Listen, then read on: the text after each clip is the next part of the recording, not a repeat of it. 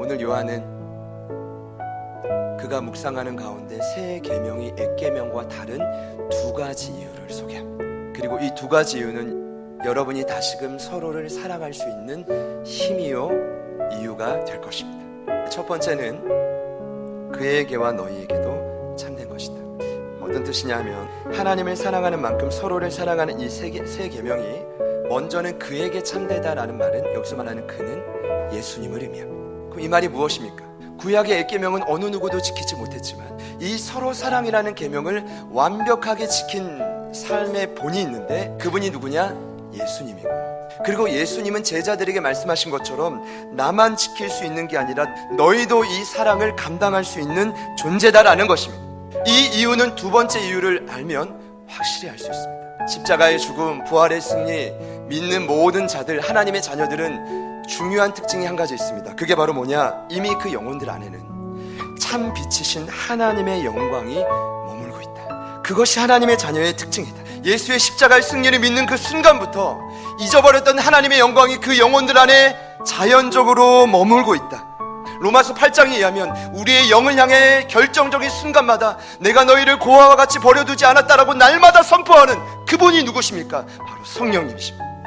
그들의 마음에 기록한 법이라고 말합니다. 여러분, 구약의 옛 계명은요 실패입니다. 왜 실패냐?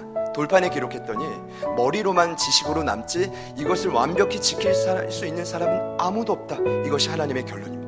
그러니 예수의 십자가 죽음 승천 이후에 성령이 이 땅에 올 때 그 성령을 더 이상 돌판에 새기는 것이 아니라 너희들의 마음판에 새기겠다. 더 이상 석비의 역사가 아니라 마음에 있는 신비의 역사인 성령을 너희에게 선물로 주겠다. 왜냐? 이 옛 계명, 새 계명을 이제는 우리가 말뿐이 아닌, 착각이 아닌 삶으로 살아내야 하기 때문입니다.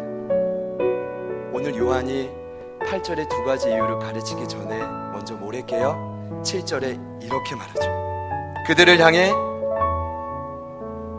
사랑하는 자들아.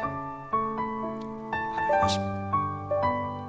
너무 가르치고 싶은데 가르침이 중요하지 않고 사랑을 먼저 말하라.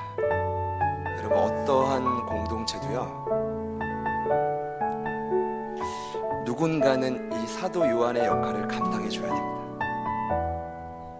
그것이 어떠한 교회든 어떠한 가정이든 여러분이 어느 공동체에 속해 있든지 누군가는 이 사도 요한의 역할을 감당해 줘야 됩니다. 결렬된 곳을 향해 여전히 방황하고 헤매이고 지쳐있는 영혼들을 향해 누군가는 역할을 해줘야 됩니다. 여러분, 저는 믿어요. 이 요한일서를 보니까 그 사람이 한 사람만 있어도 교회는 무너지지 않습니다. 여러분, 이 표대를 향해 함께 싸울 분이 필요합니다. 지금 이 순간 이를 위해 나의 모든 것을 아낌없이 헌신하고 드리며 나아갈 한 사람의 주인공이 필요합니다. 여러분이 그 사도 요한과 같은 주인공이 되실 수 있기를 축복합니다.